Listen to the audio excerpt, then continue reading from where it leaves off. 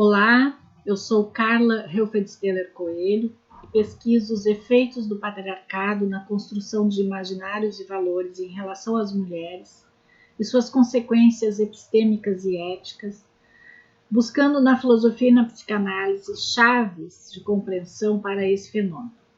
Vou apresentar a filósofa e psicanalista Lu Andreas Salomé. Salomé, que é russa, de ascendência alemã, nasceu em 12 de fevereiro de 1861 como Louise von Salomé. Mais tarde adota o pronome Lu, batizado por seu formador, com quem estudou as filosofias de Spinoza, Kant, teologia, poesia, e cuja a influência formadora ela fará referência em suas memórias. Sua vida desde os 21 anos, quando vai para Roma, é marcada pela convivência com pessoas que se tornaram referências, tais como os filósofos Paul Ricoeur e Nietzsche, o poeta René Maria Rilke e o psicanalista Freud, entre outros. Andreas é o sobrenome do marido, o professor Friedrich Karl Andreas, com quem, em 1887, ela se casa e mantém por 43 anos uma relação com a qual terá autonomia para seus movimentos e seus amores. Em 1912, Lu Salomé passa a ser a primeira mulher a frequentar as reuniões das quartas-feiras, um círculo de pessoas que estudam e pesquisam a psicanálise junto a Freud. Lu Andreas Salomé faleceu em 5 de fevereiro de 1937, aos 76 anos, na Alemanha. Somente a partir do final do século XX ocorre o reconhecimento póstumo de seu trabalho e ela será considerada pioneira da modernidade. Além de textos ficcionais, correspondências e estudos críticos, sua obra inclui cerca de 130 ensaios e críticas publicados, nos quais estão presentes conceitos discursivos e psicanalíticos que se originam da sua vida pessoal e de suas experiências. A escolha desta mulher filósofa e psicanalista se dá pois seu legado é, antes de tudo, a coragem com que se atreveu a afirmar que é possível que a vida se sustente sobre outros fundamentos e possa tomar outras direções. Interpelou profundamente a relação com o amor, a sexualidade e a liberdade, com a sacralidade, a transcendência do corpo, demarcou a diferença entre amor, respeito e casamento, desmitificando a ideia de amor como uma abnegação total, e demonstrou que uma mulher pode viver como ela quiser, onde e com quem quiser.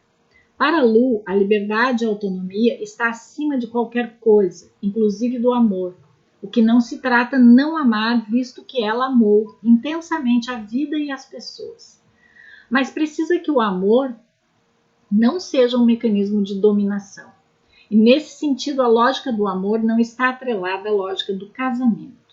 Tampouco ela é uma mulher para quem a beleza seja importante. Não considerava que sua capacidade de suscitar amores estivesse na sua beleza. E tal referência desconstrói a ideia de que a mulher vale pela sua aparência, o que interfere em vários estereótipos, tais como padrões de beleza, que leva ao etarismo, à objetificação da mulher, atribuições de papéis às mulheres, tais como de esposa ou mãe, e, sobretudo, a inferiorização, subalternização e submissão das mulheres.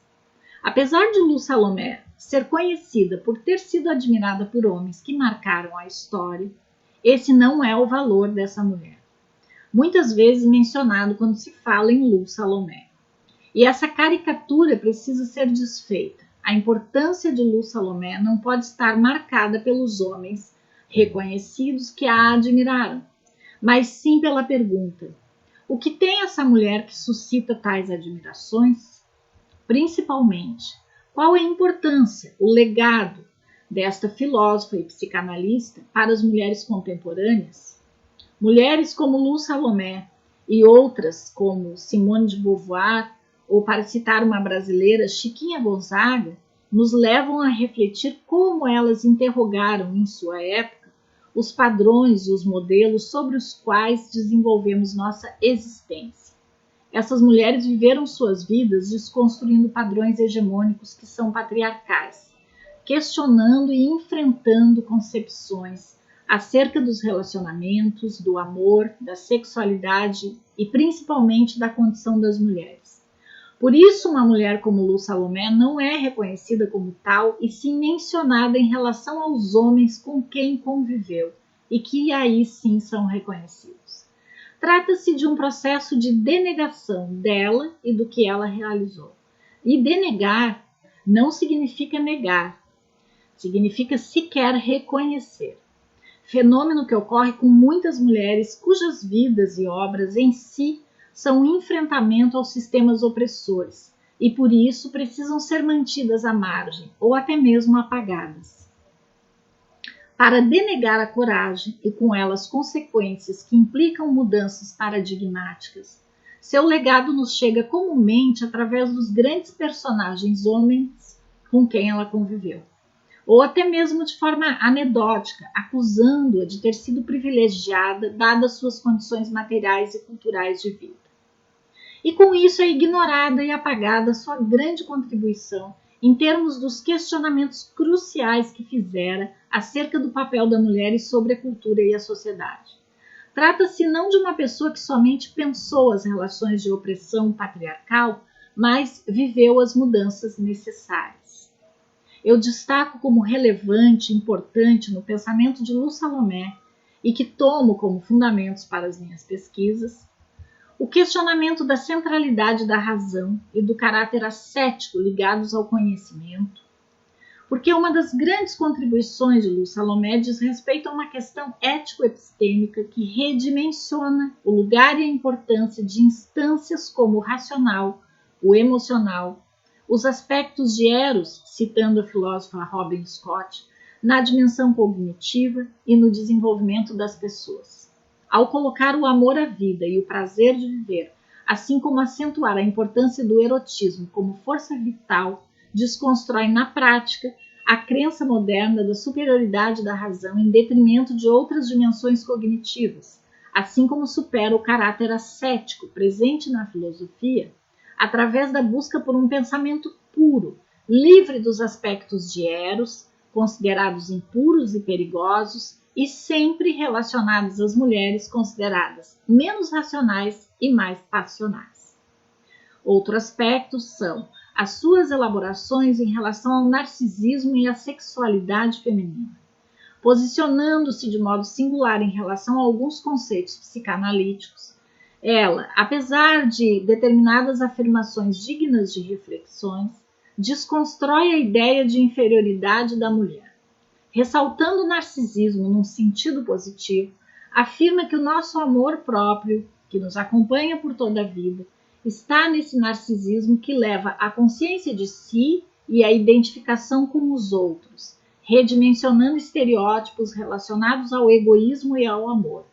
Amar-se não significa ser egoísta, mas sim condição para amar outra pessoa.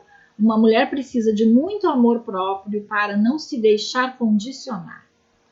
E o caráter transgressor de sua postura no mundo, que é em si um convite às mudanças necessárias. Encarnar uma maneira de ser mulher que assume uma posição na vida radicalmente diferente dos padrões patriarcais torna Lu Salomé uma mulher que transgride no concreto da vida conquistando autonomia e liberdade.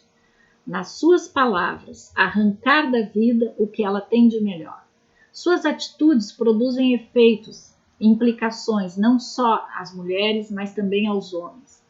A conquista lenta, mas progressiva em relação aos direitos e liberdade das mulheres tem ocorrido simultaneamente no campo social e político, com um campo cujas trincheiras não se dão no cenário público, mas são subjetivas e intersubjetivas, com a criação de formas de ser mulher no âmbito pessoal e cotidiano, com as relações concretas da existência. Isso se configura nos enfrentamentos que mulheres têm feito quando assumem posicionamentos em relação às instituições que ditam regras de como viver a vida definindo papéis. Por isso, conhecer uma mulher como Lu Salomé é tão importante. É uma forma de rearticular questões como o amor, o erotismo, a sexualidade, o casamento, a amizade, a família, a maternidade e a realização intelectual, no contexto não só do discurso, no campo abstrato da reflexão, mas na prática.